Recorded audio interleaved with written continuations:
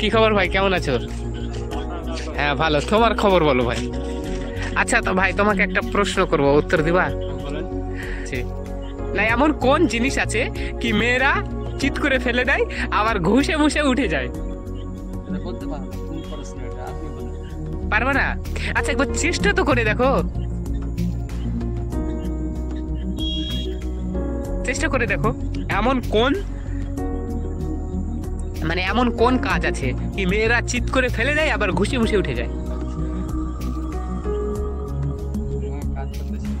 আচ্ছা তুমি বলো, এমন কোন কাজ আছে যা মেয়েরা করে, চিৎ করে ফেলে দেয় আবার ঘুষে মুষে উঠে যায়?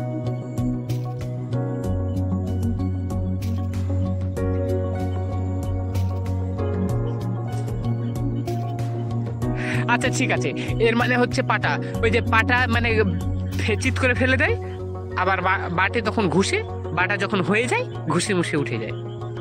চেষ্টা করলে অবশ্যই পারবি, চেষ্টা করে শুনতে পারবি, আবার চেষ্টা কর।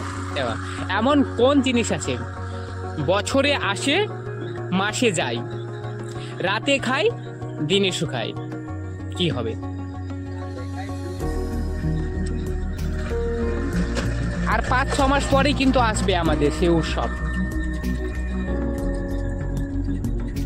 আর 5-6 মাস পরেই আসবে। তারপরে আমাদের যেটা হয় সে বিশাল একটা বড় পরব হয়। তারপরে